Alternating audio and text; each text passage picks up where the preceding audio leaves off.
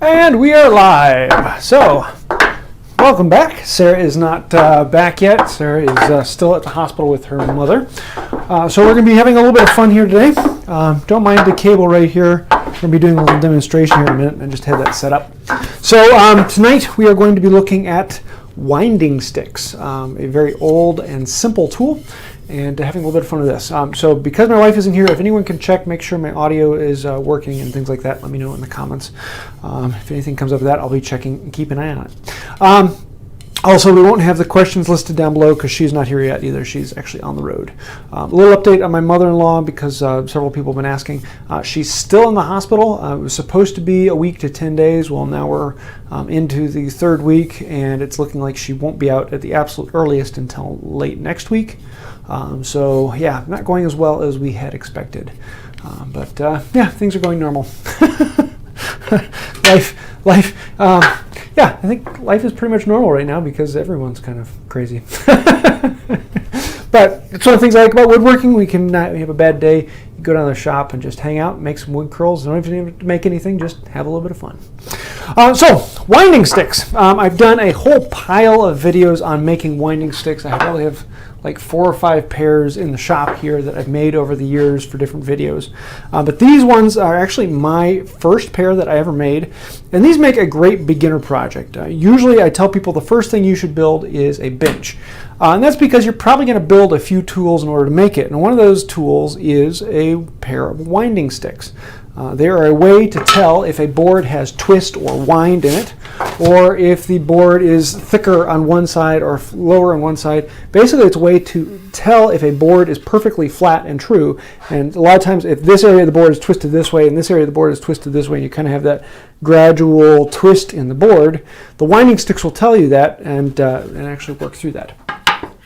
So I actually wanted to show you a quick demonstration about winding sticks because this is one of the things that I get a lot of questions about, and I want to have this video just to show people exactly how it works. So I'm going to switch over here to the second camera, and this one is actually going to come down here and get an eye view of the winding sticks themselves.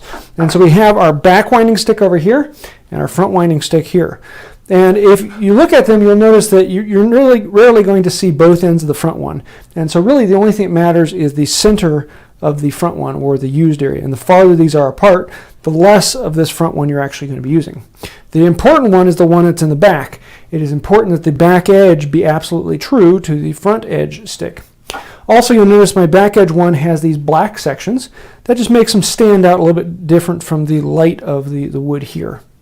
And so what we can do is, as I lower this down, and this would be as if I was getting down on my hands and knees and getting lower to this, you'll notice that the back stick, the dark side, disappears. And somewhere right around here, you can see a very little bit of the brown over here and a very little bit of the brown over here. And they're pretty darn close to equal. And when I bring it down all the way, you notice how right now this one is basically disappeared. And you can see a tiny bit of that one. Not much, just a little bit. And that lets me know that this back stick, this side is higher than that side. And there's a couple different things that can come in to make that true or not. But if I take, let me grab one shaving. So this shaving is probably around 5/1000 of an inch thick. And I'm going to put it under this side and show you what 5/1000 of an inch looks like. So it's not much. So basically the board being in twist by just a tiny bit. And we're going to lower ourselves down and look at it until this side over here disappears. That's right about there. And you can see a little bit more of this side than you could last time. So what's happening is that because these sticks are longer than this board is wide, they're exaggerating the twist that is in this board. And you can see the little bit difference between them in that way. So you can tell a tiny little bit being out one shaving difference between those two ends. So let me walk this through. I'm going to put this back up. And that is basically how winding sticks work. There are a bunch of things that can make them true or not true, and things that can change that up. And I want to kind of walk through some of that. Whoop. As soon as I can set this camera back up to actually show the top. If anyone has any questions, feel free to throw them in there. And if you can put like question or something like that at the front, something that makes it stand out, because I can only view it occasionally and Sarah isn't here to watch them for me. So it's kind of the one-man band show tonight. Sorry, everyone. Trust me, I would much prefer my wife be here down the road, because she's driving an hour and a half to the hospital, an hour and a half back every day. So, yeah. Here. Let me show you a couple different things with winding sticks that can make them true or not true. Whoop. Let's plug that back in so we can actually get a feed. Let me see if there's any questions before I move on. Ohio, England, Maryland, Westville, Baldwin. Cool. Good to have people. I like having peoples here. So, what we've got here are the two winding sticks. Now, there's a couple different things that can give you a bad reading. You'll notice on these I have a dot here in the middle. And that is there so I can get a visual reference of where the center of this board is. If this stick is off to the side here, I have more weight over on this side, and there's a chance that it's going to tip because there's more weight over there. Having a dot in the middle makes it fairly easy to do that. Another thing that you often have problems with are if one of the sticks is turned, then this one is closer than that. Now, theoretically, if these sticks are perfectly the same height, that won't make that much of a difference. But when you actually get down, this will look bigger than this will, and so that will kind of throw things out, and you'll get a slightly skewed view of it. And so you want to keep these two visually parallel to each other or perpendicular to the board. You want to keep them centered side to side. Now, when it actually gets to the sticks, a lot of people will tell you that these two sticks need to be perfectly level. They need to be exactly the same height, and they need to be the same thickness all the way across. So if it's 2 inches here, it needs to be 2 inches here and 2 inches here. And that's not actually true. You can have winding sticks that are different. You can even have winding sticks that are tipped, and will be 1 inch at this end and 2 inches at this end, as long as that slope is continuous and both of them have the same slope. That's what matters. So if one of these sticks is 1 inch tall and the other one is 2 inches tall, as long as they both have the same slope to them, then they will still work. So you don't have to make these perfectly flat. You don't have to make these perfectly the exact same thickness. And that's one of the things that kind of scares people when they look at making their own winding sticks, is they start to worry that the precision needed to make a winding stick is incredibly important. And it's really not. The only thing is that the two sticks have the same inclination. So if they are twisted and thinner at one end and thicker at the other end, as long as they're both the same angle, they'll work fine. Now, it usually is easier to make them both the same height, and I'll be showing you that in a little bit. But that's one of the things to think through. You don't have to make these precisely the same height and exactly the same all the way across. They just have to be the same angle, and that will make things a little bit easier when we actually get into the making of them. Let me see if there's any questions before I'm going on. I'm building a workbench and have to fit a teacher's desk underneath it. Would you have suggestions on how I should brace the legs of the bench? I would have to see what exactly you're thinking. If the bench is good, you really only need the stretcher on one front or back. You don't absolutely need the stretcher across it, especially if the joint from the leg to the top is extra strong and beefy. The stretcher is kind of superfluous. But yeah, send me some pictures and I'd be glad to take a look at it. What woods would not make good winding sticks? Let's actually talk about that. So honestly, just about any wood, as long as the wood is relatively stable. That being said, excuse me, dinner's coming up. I generally like a harder wood for it, so something like cherry or harder than that.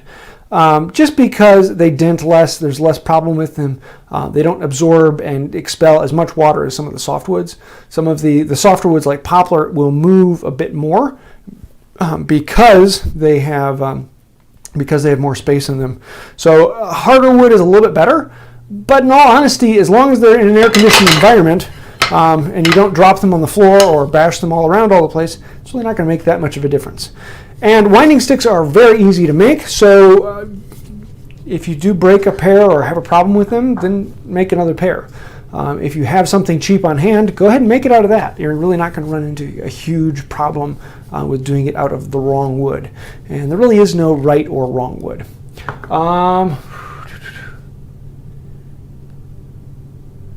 How do you know a high spot in the middle? How do you know about a high spot in the middle? I'll be talking about that in here in a minute.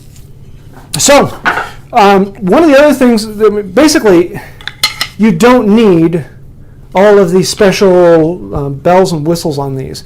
Like these ones, I was actually learning how to inlay when I made these ones. And so I inlaid these little dovetail pieces of maple into the red oak. And then I had a purple heart dowel and then walnut in here. And so I was playing with different ways of doing it. You really don't need all those things. Having a notifier in the middle is nice, not necessary. Having these inlays in here are nice, not necessarily.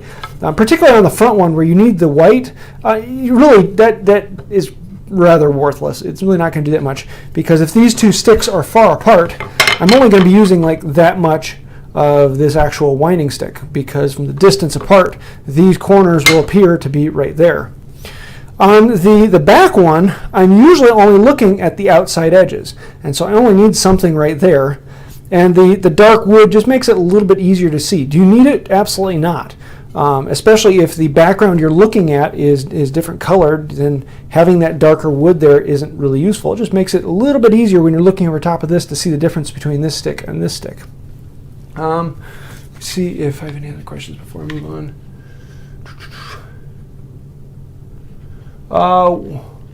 Will white oak with BLO and paste wax finish fade with UV exposure? Usually the UV exposure is actually going to make the oil finish a little bit darker. It doesn't bleach the wood like it does other things, especially with more applications in the future. Stabilized woods. Yeah, no, that would actually be one of the best things, because if you stabilize the wood, if you don't know what I'm talking about, I have a whole video on it, but it's basically impregnating the wood with a resin so that it can't take on water. And a stabilized wood isn't going to expand and contract nearly as much due to moisture, and so that makes the sticks far more stable. But as long as you pick a wood with nice, straight, clean grain, you're probably not going to have a huge amount of problem with the expansion and contraction, because most of the time the entire board is going to expand and contract at the same rate together. And so if the whole board is expanding and contracting, it's not going to change the functionality of these. The problem comes if you have the grain that's swooping one way or the other. Then you may have one end of the board that expands and contracts in different ways, or the board may want to warp and twist.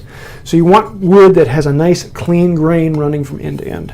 But other than that, that's really not that big a difference. As to the lengths of the winding sticks, that depends on the wood you're working on. And so usually I want the winding sticks to be at least twice as wide as the board I'm working on. The reason for that is that the winding sticks work best if they overhang the board. If they're wider than the board, then the winding stick is going to exaggerate the amount of twist that this has. So just like a lever and a fulcrum, if there's one shaving thickness here, and this is sticking out twice as far, then it's going to give me 2 shavings thick high as this comes up higher. So if it's twice as wide, if it's twice as long as the board is wide, then it's going to give me twice as visible a reading from one side to the other. Now that being said, I've used these shorter winding sticks on tables that are much larger than these. So I've used these on my table, which was 4 foot wide.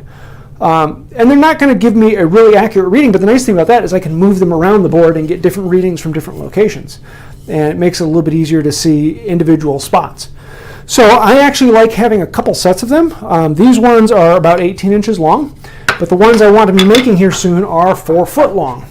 And so this is maple, and they're about a 1/2 inch thick and 4 foot long. Other than that, I think that this one's a little thinner than 2 inches, and this one's a little bit thicker than 1.5 inches. And I'll be talking about those here in a minute, but that's really the big thing you're looking for, is straight grained and make them longer than the board is wide. The reason I want these 4 foot ones is I'm actually going to be doing a video here resurfacing my bench top here soon, And I would like to do a good detailed video on truing up and flattening a large surface. And so getting good large winding sticks makes that a little bit easier. Can I do it with these shorter ones? Sure, I can do that. Just the exaggeration of these sticking out much farther makes it far easier to see twist and curve in that.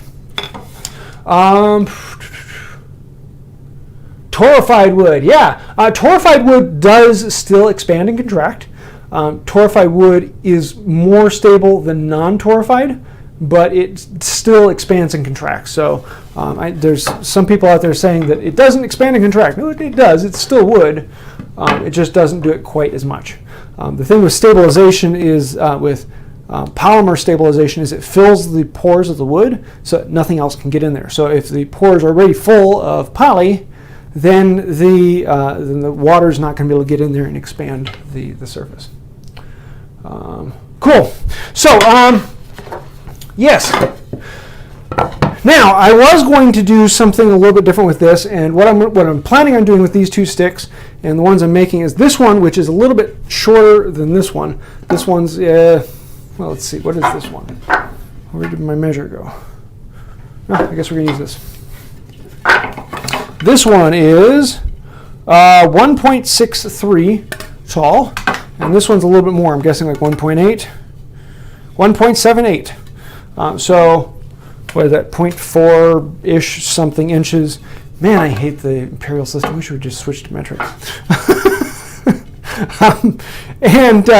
Now here we'll bring all the comments on that. And so these two are actually going to be different heights, but the reason I want to do that is the shorter one, I actually want to install a strip of a darker wood on top of it. And originally I was wanting to do that in walnut, which I think I am, but I'm going to have to order a piece of walnut for that. I actually have a scrap I need to mill down and I think will work. But the scrap I thought I had, which is perfect, it was like 1/2 inch thick by 4 foot long, and I was just going to put it on here and glue it down. That one didn't work out. So yeah, what I wanted to look at is the differences on adding that black material on the top. Do you use thickening sticks? And is that project we could look forward to? I've never heard of, ticking sticks. I don't exactly know what a ticking stick is. Unless you're talking like a storyboard. I don't know what a ticking stick is. Best way to send you photos, I have a contact form on my website, woodbywright.com, and you can send a contact form and I'll respond to that and you can send me pictures from there. Otherwise, if you send them to me on Instagram or on social medias, I do get those on there. But email is usually the best way. I try and read every email I get. My email is kind of my to-do list.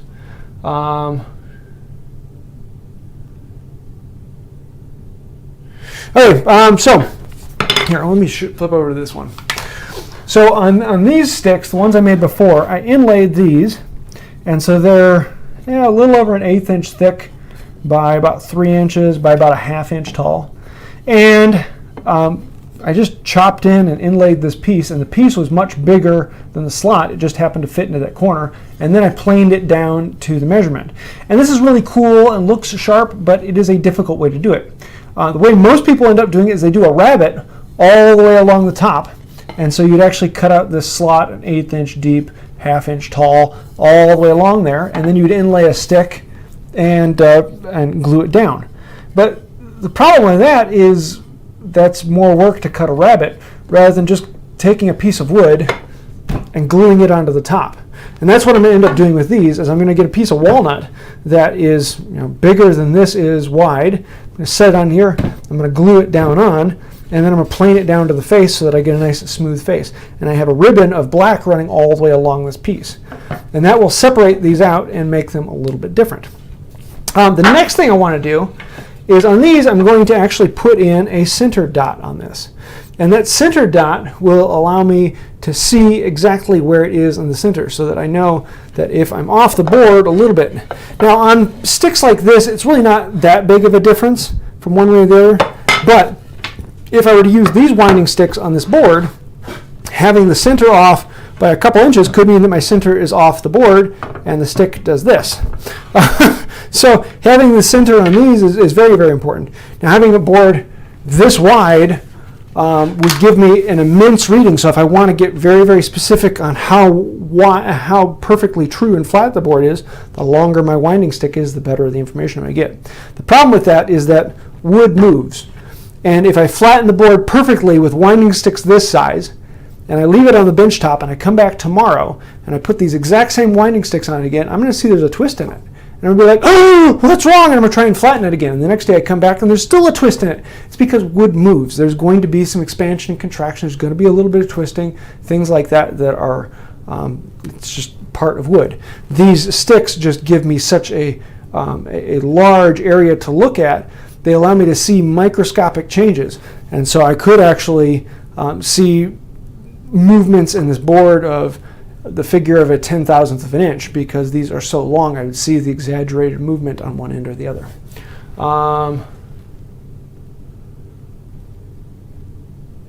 A shaped stick that you use to create a template for an opening. Sorry, Matthew, I'm not quite sure what you're talking about. I'll have to look that up.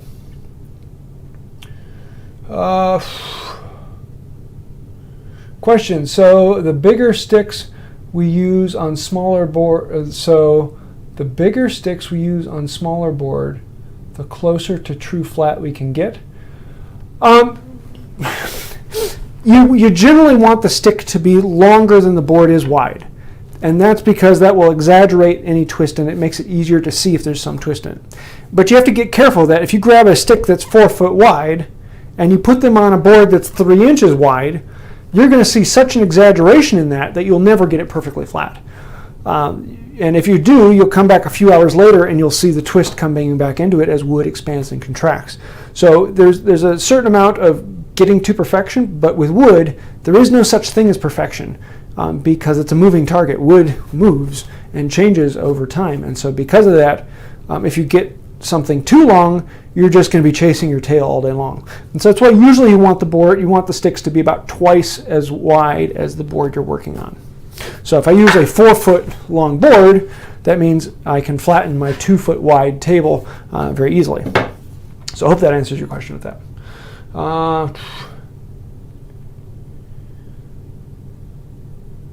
There's been a spate of YouTubes on ticking sticks. I don't know. I'll have to look it up. I've never heard of them. Well, I may have heard of it and forgot of it. So what I want to do is actually mark these out. And so I've got, fart. My daughter took my dowel.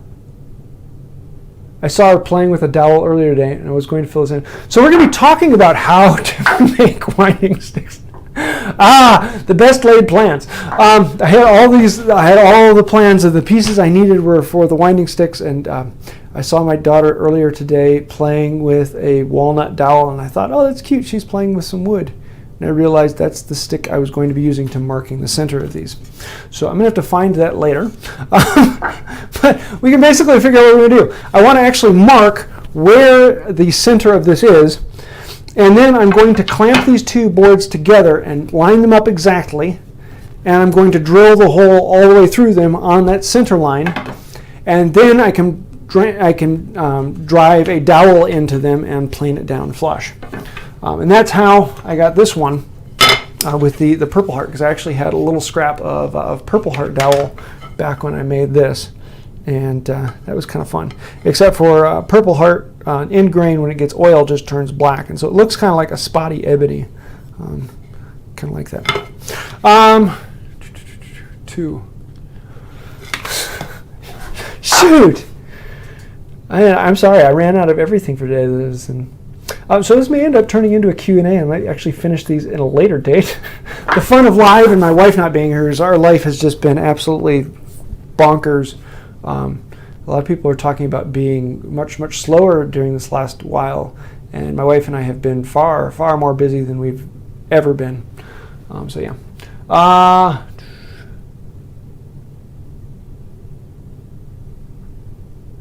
Would two different species, one light and one dark wood, as winding sticks? You could do that. Usually when I make winding sticks, I want to make the body out of the same piece of wood. And so originally, these two boards were joined together like this, and then I ripped them down into that. And the reason I'm doing that is because I want these two to be out of the same piece of wood, the same grain. So as one of these wood, so if for some reason this board naturally twists a little bit with the absorption, this board is going to twist the exact same amount because it came from the same board, it came from the same place. And so it kind of balances out that bit of wood movement. If the two pieces came from the same board, then they're going to want to move, expand, and contract at the exact same rate. Now that may just be me hunting after perfection. If they're made of two different species, then it's generally not going to be that much of an issue. But it would be an easier way to get the dark one in the back. I was just about to say something here. Okay, well, we'll get on to the thicknessing here in a moment.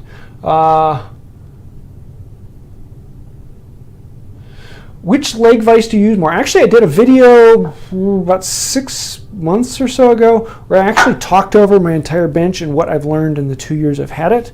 I use both of the leg vices pretty equally. The wooden screw is a lot more fun to use, whereas the Hovarder vise is far more fast and efficient, so it depends on what mood I'm in. But usually I'm using my end face vise far more than I'm using leg vices. So let's actually look at thicknessing these. Usually what I want to do, and the problem that most people have is that they think that I need to make this perfectly flat all the way across and the exact same thickness all the way across, and then I need to make this one match and be the exact same thickness as this one. And so what they'll do is they'll plane one down, and then they'll come over to this one, and they'll plane this one down, and they'll go past the line just a hair, and then they'll come back and plane this one down, and it's not quite, and they'll plane this one down. Before you know it, you're down to nothing because you've been going back and forth between the two. What you generally want to do is actually clamp both of them together. Let me actually set this up on here. And plane both of them at the same time. Now usually I'm going to do all of my inlay work. So if I want to do this small piece, I'm going to glue in that piece, and it's going to be much larger sticking out in all three dimensions than it is here. And I can plane it down to flush. And once I get all my inlays in, then I can take these together and I can put them into, oh, I got junk in there. Why is my life a mess right now? Let's see if I can get this out. I have one dog hole that is in the leg, and so when junk falls down in, it doesn't actually fall through. Here we go. So I can put these on here. Put this on here, and now I can clamp these two together, and because I cut them out of the same board, they're exactly the same length. So I can clamp them at the same time, and I can come into the plane and plane them down.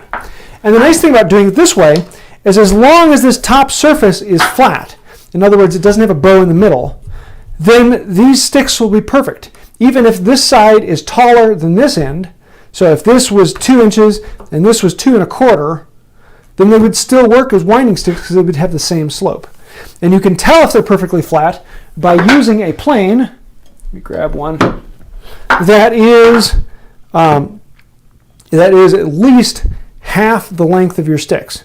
So if I'm doing these 4-foot long sticks, then I want a plane that's at least 24 inches long. So I'm going to grab my number 7 or number 8, and with that, then I can go across it.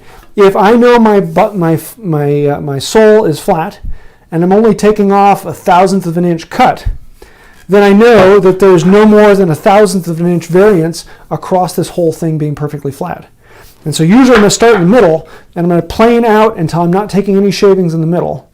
What this will do is it will create a little bit of a belly here.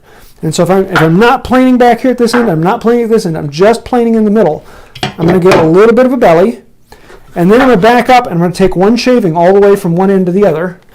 And I'm going to do that 1 or 2 times until I get a nice clean shaving running from all the way from one end to the other. And I know that this surface is perfectly flat and true just from the plane. Now the other way I can do is I can grab a surface that I know is straight, and I can set it on and go, oh yeah, that's straight. But as long as this top edge is straight, that's all that matters. Even if this side is taller than this side, they're coplanar, they're the exact same plane. That's all that matters in a winding stick. Because if one of them if this end is higher and you sight along those two, so let's put them out here like this. So if both of these are higher on this line and I sight along both of those, it doesn't matter because this one should be in the exact same plane as this one. And so I should be able to get the exact same reading. So I don't have to make perfectly sure that this is the exact same height as this is. Now, if I want to, I can. But don't worry about that too much because that doesn't matter as long as this is perfectly flat. And then as long as the other side is perfectly flat, these will work perfectly as winding sticks. I probably just muddied up the water because that kind of gets confusing to some people. And I don't know why this is one topic I get a lot of questions about because it's slightly counterintuitive because you think the two sticks have to be exactly the same in all dimensions and ways. And they don't really have to be, they just have to be coplanar. And the easiest way to do that is to flatten them with a plane you know is flat and true. So, yeah. Let me see what questions I got here. So if you have questions, throw them in here because we'll probably be getting to quite a few questions tonight. Are you self-taught or did you work as an apprentice or take a class? Well, there really aren't many or any apprenticing options in the United States. Apprenticing is really something that's more Europe and England.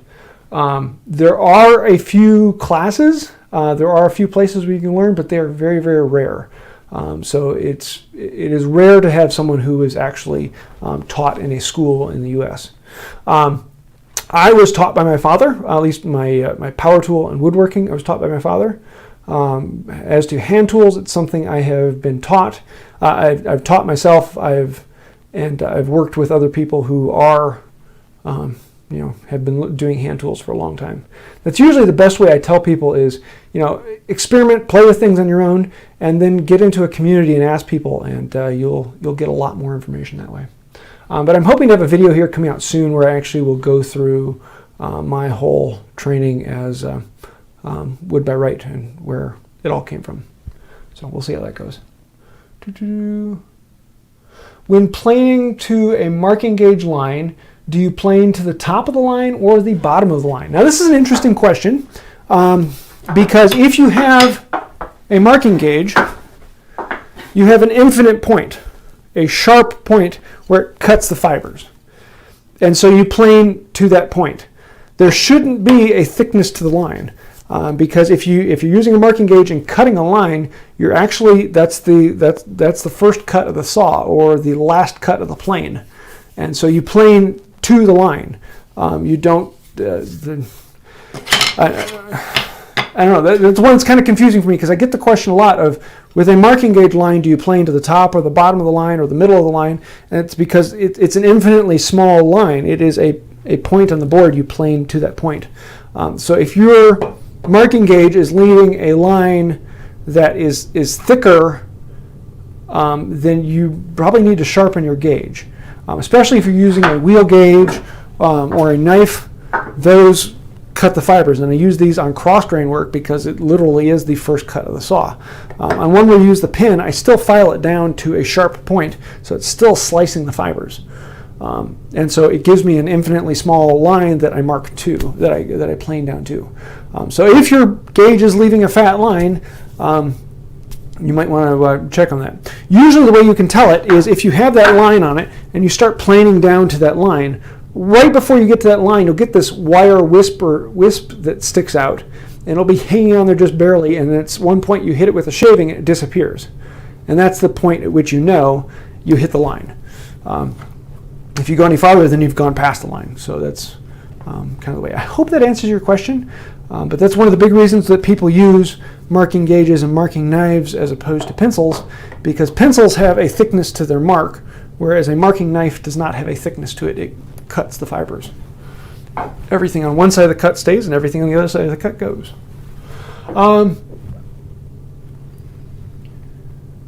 Does that make it a winding plane? Ooh.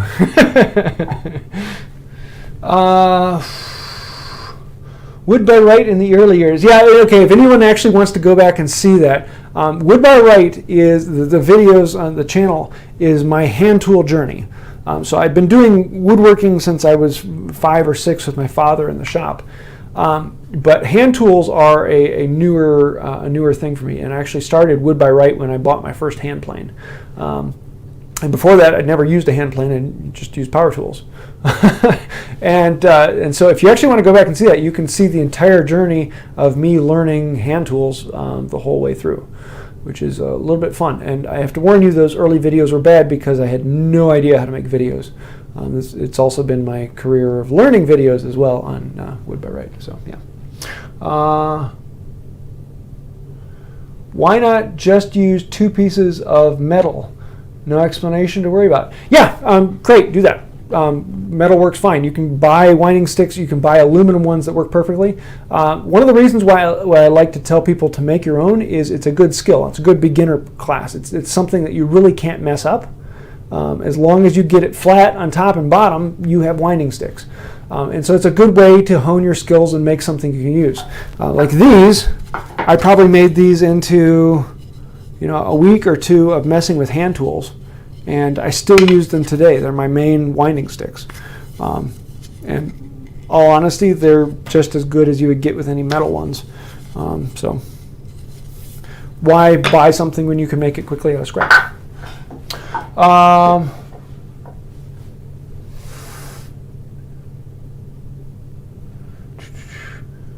I put the darker stick making in the back so it peeks out over the lighter one.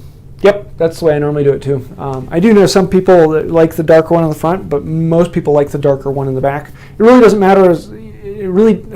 Even if they're both the same color, most of the time you're going to see the difference. Just having them 2 slightly different colors makes it a little more obvious, so you can see if there's any change between one and the other. But again, then you're chasing perfection and trying to make that tiny bit of difference that really doesn't matter.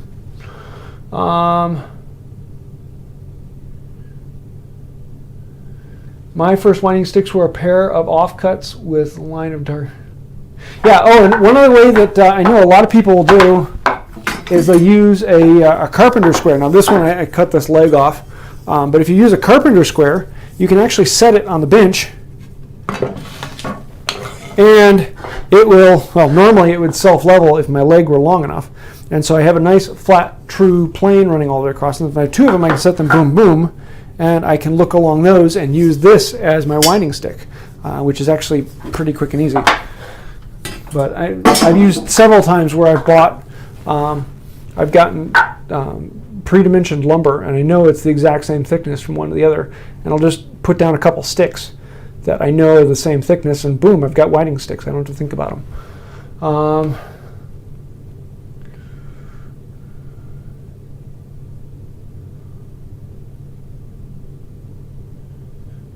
Just be warned, it's a lot of, yeah. There were 2 months during the whole journey where I put out a video every day, and I'm now well over 1,000 videos on Wood by Right across the 2 channels. I think I'm at like 800 and some on the main channel. So yeah. Question from El Camino Woodworker. Sorry, it's a small text in here trying to read it. What was the first hand tool made shop tool you made for yourself? The first tool I ever made, was it the winding sticks?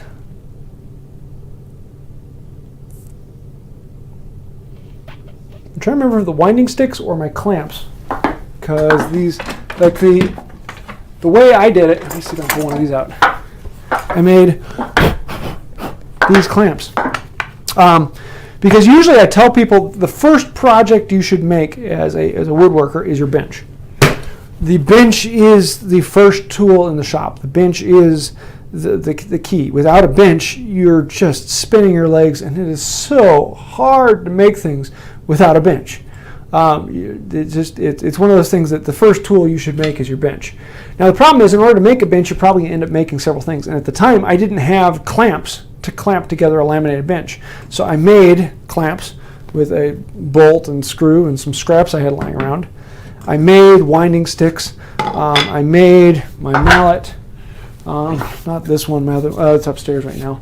I made several tools right off the bat. I made tools to make the bench. and so there were just a lot of things like that were just easier to make than to buy. And at the time, I had absolutely no money. And so it was much easier for me to make something than to buy it. Hope that answers your question.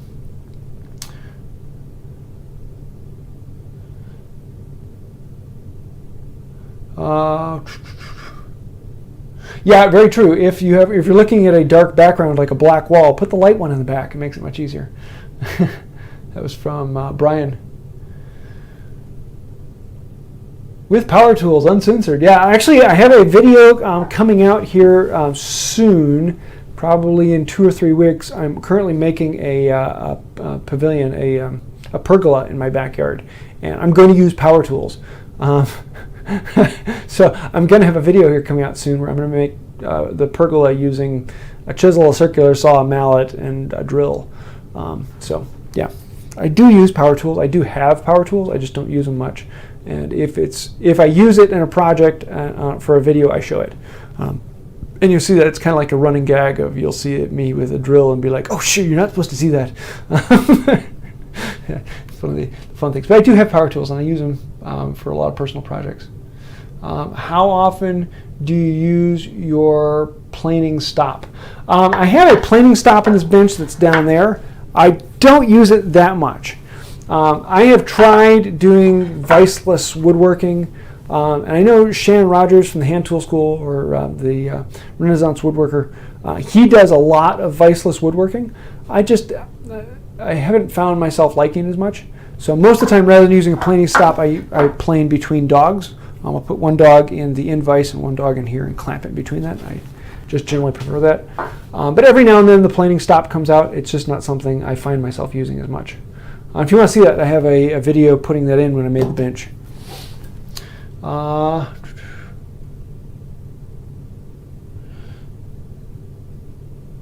thought it was a grooving plane for your coffee table. No, because I made the coffee table after I made the bench. The grooving plane is what got me into hand tools. I actually saw Worth the Effort. He had a video where he made a grooving plane with hand tools in a matter of an hour or so. And it was one of these eye-opening moments of like, oh, I could do that. And I got into hand tool woodworking because of seeing that. I made the grooving plane later on. The grooving plane was the first plane I ever made.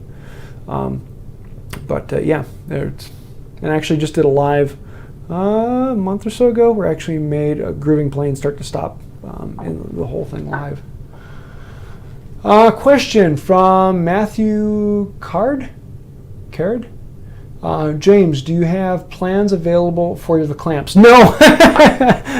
These are trash. They work, but I would do things much differently. I've thought about doing. I have a video where I made these clamps with. Oh my word. Wildman Tech. So he made the metal pieces for me, and I made all the wooden beams. So if you go and you look for wood by right clamps, these ones will come up. But there's really nothing to them other than the hardware, which he has an entire video on making the hardware for them.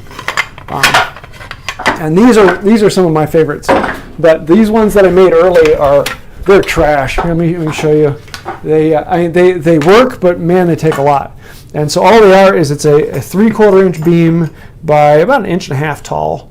And then I cut a mortise all the way through this piece, and this is around 6 inches long. And then on this one, it's just a half lap joint. And then a bolt going through there with a nut glued in here. And then this bolt just pushes this forward. And so this is a pain to operate. And then on this end, I have all of these notches caught along, and I have a U-bolt that then will catch in there, and I cut a mortise in the U-bolt. Make sure this is in focus. I cut a mortise into the U-bolt for this strap to go through, and that is all this is. Is it pretty? No. Does it work? Yeah. And every now and then I still pull these out, and that's the reason I still have them, because every now and then I need one more clamp, and I'll use this grudgingly. So to actually clamp it down, can see how the end of this is all torn up. I'll clamp on vice grips and use that to put torque on this and actually clamp it down on. But yeah, these were just made out of necessity. I had a bunch of bolts. I had to buy a couple nuts, and I bought the U-straps. I think I got a garage sale, something like that. So these are wildly dumb.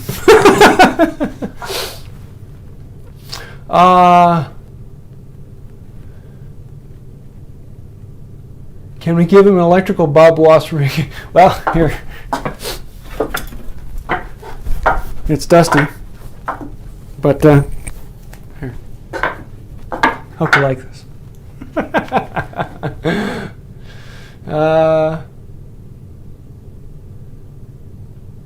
Use spray paint for contrast. Yeah, that'd work. That'd work really well.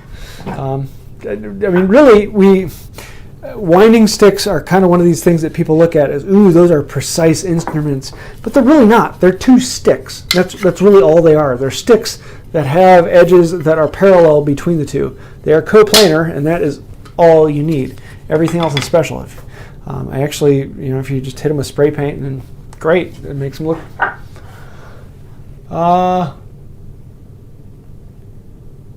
The clock is currently on hold. Yes. Well, that thing's full of dust. I had to do a sanding project down here recently, and it's gotten into all my tools. It's almost never see sawdust down here, but everything's coated in it right now. I hate sanding. Yeah, the clock. I want to build a clock. I've cut most of the plywood for it. It's one of these projects where I probably have about 12 to 15 hours worth of work where I really can't shoot any footage because it's just cutting gears on the scroll saw, and I've probably shot a half hour's worth of footage on it already, and that's going to compress down to like a minute in the video. So it's one of these projects I've got to buckle down and just cut a bunch of gears someday, and I just don't have the time right now. So that'll be a project when I get the time, but hopefully someday I'll have that wooden clock coming out. That's a labor of love that I'd love to give up sometime, but it's going to take a lot of work.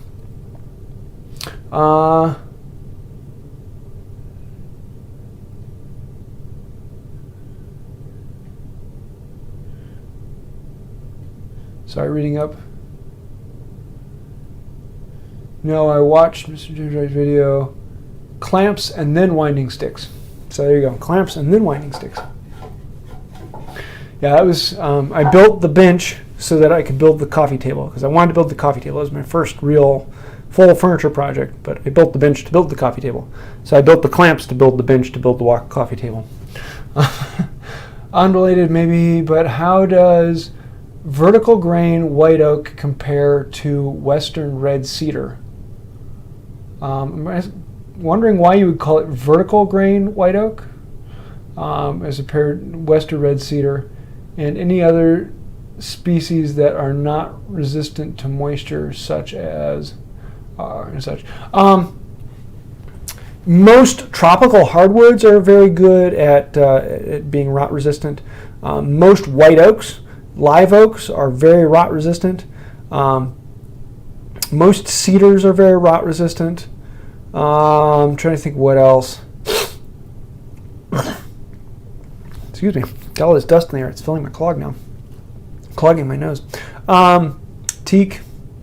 There aren't a lot of domestic woods that are good and rot resistant, other than white oak, and they're all to different varying. Red oak is going to be more rot resistant than things like cherry or walnut, but white oak is going to be far more rot resistant than red oak. So it depends on where you draw the line. Every wood falls somewhere on that consistency of rot resistance, and then it depends on what is the rot resistance. Is it in contact with concrete? Is it in contact with dirt? But usually the big ones for domestic U.S. are white oak and cedar. I'd love to see some of the turning tools you use. Actually, I have a video showing sharpening turning tools. And I have a whole series doing some turning. I want to do more of that, but I've got several other projects that I'm working on right now that are just taking precedence. I use pretty much the exact same tools that you'd normally use turning. I have a few hook tools, but I don't use them that much because I don't have as much skill or experience with them. But maybe one of these days I'll get better at that. I am hoping to have an outdoor shop here soon. I'm actually building a tree fort for the kids, and my intention is to have the space underneath the tree fort be kind of an outdoor shop where I can have these spring pole lathes set up, maybe a shave horse, and other things like that sometime. But I do have a video showing how to sharpen turning tools without a grinder.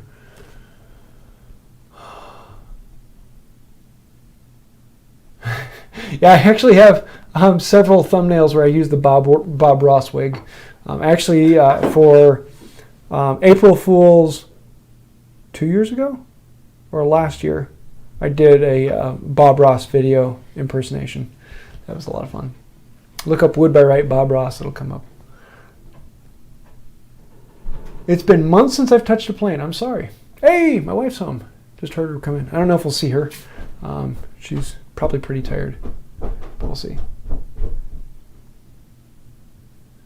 Yeah, just need a better winder. And, well, this whole mechanism back here with the half lap on it was a bit weak. Hey, Sarah's here. I love you. Yeah, I left the chat there, but you have to pop it out if you want to see it bigger. Would you recommend building a bench even as a complete novice? I've never cut a joint. Yes, yes, yes, yes. The first thing you should ever build is a bench. I don't care if you've never picked up a tool before, the first thing you should build is a bench. Is your first bench going to be perfect? No. Will it work? Yes. I've never ever heard of anyone who took up a bench and didn't have a functional bench when they're done. Is it going to be perfect? No. Is it going to be something you're going to improve in the future? Yes. May you want to build another bench in the future? Yes, but you're a maker and you can do that. And plus, having a bench, even a bad bench, is going to make woodworking so much easier, and every other project is going to be well worth it. So yes, if you've never cut anything else, make a bench. Now you may end up making a few other tools to make the bench. You may need to make mallets. You may need to make winding sticks. But yes, as a novice, the first thing to build is a bench. Have it as your goal and jump into that. But usually I tell people, have the goal be something that really you want to build. And so for me, building the coffee table was my big first project. I wanted to make the coffee table. In order to make that, I wanted to make the bench. In order to make the bench, I had to make clamps. In order to make the bench, I had to make winding sticks. And so there's this whole progression of making things to make what I wanted to make. But the bench makes it so much easier. And once you have a bench, it changes everything about woodworking. Everything becomes so much easier than doing it on the floor or doing it on a table that's moving around or doing it on a countertop.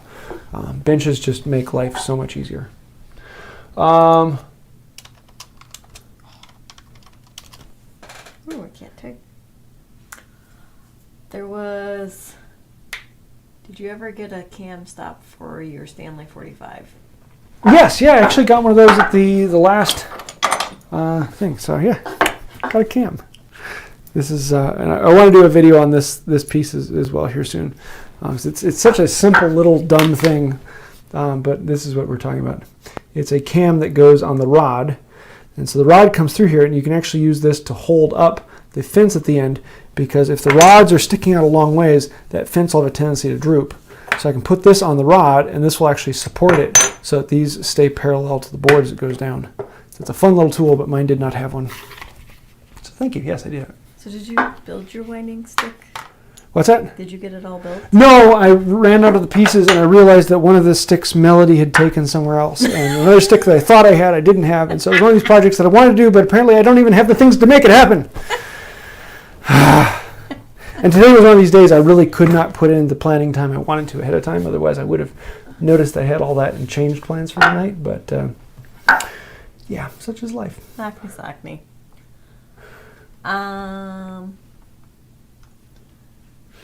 Yes, the star of the show is finally here. Yeah. I'm going to ask, I was wondering what you did with the spring pull lathe and whether or not you were going to deconstruct it.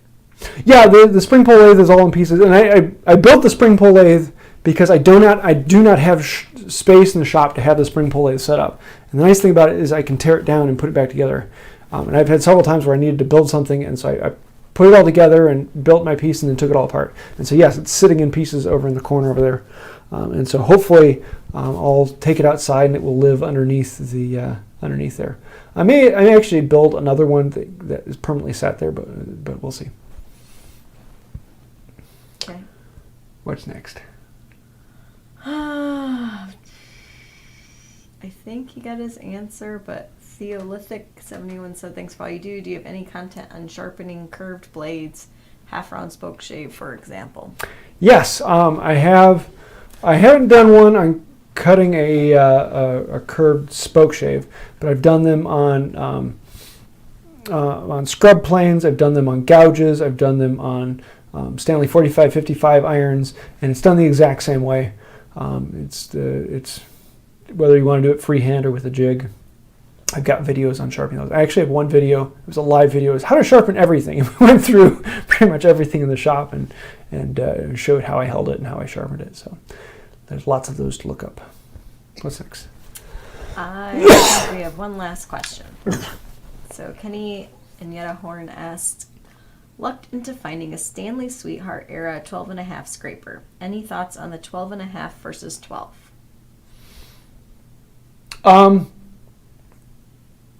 Actually, I don't even know what's the difference between 12.5 and 12. I'd have to look that up. So, sorry, I don't know the answer to that one. I know if I saw pictures, it'd be like, oh yeah, that's what it is. I can't remember if it's just width or it seems like there was something else on it. But yeah, I don't remember. Sorry. But yeah, send me an email and I'll look it up and answer you. And if you want to do that, there's a contact form on my website, woodbywright.com, and there's a contact me form, and I try and get through as many of those as I can, but I usually answer them all at one time a day, so it may take me 24 hours plus to get back to you. They said 12.5 has Ross.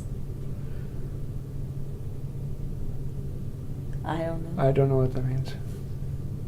Rosewood. Oh, okay, yeah. There are people who really like having the wooden sole, and there are people who don't like having the wooden sole.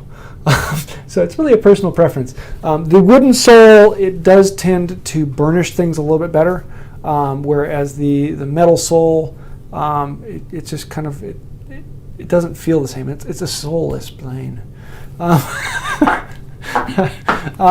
Yeah, it really comes down to a personal preference whether you have the rosewood sole or the metal sole.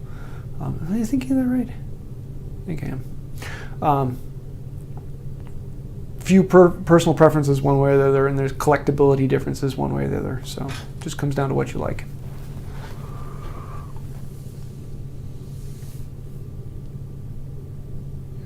Oh yeah. How are your new Purple Heart soles? They're great. I am just kind of working them in right now and making sure they're exactly where I want, and then I'm going to finish them and add leather onto the bottoms, because the Purple Heart is much louder than the Poplar. The Purple Heart goes thud thud thud, and the Poplar is more of a clack clack clack. They're loud. Thank you. Cool. I think we're about done. Is there any last question? I think that's about it. Brian Fulmerger put up something. Brian sent an email to James. I'm sorry. It's cool. late. If I missed any questions from earlier, send me a message. I'll be glad to answer them there. And we'll be, I don't know what we're going to be doing next week. I might actually have everything to make winding sticks. But we'll see. So sorry about that. If anyone did want to actually see the winding stick video, I think I have like 3 or 4 other videos on making winding sticks. I think I have a whole nother live on making winding sticks as well. There's 1,000 other videos out there on Wood by Wright. So I don't even remember all the videos I've made. Well, I was rediscovering old ones, updating your blog posts. So. Yeah, Sarah's actually going to be doing some more things with the Wood by Wright here soon. So changes are coming. It's going to be fun. Need more work. Cool. Well, I think that'll about do it for tonight. So thanks everyone for coming along, and thank you, Sarah, for making it. And until next time, have a wonderful day. Now I gotta find the button. I'm holding. It's okay. No, hit it. Bye.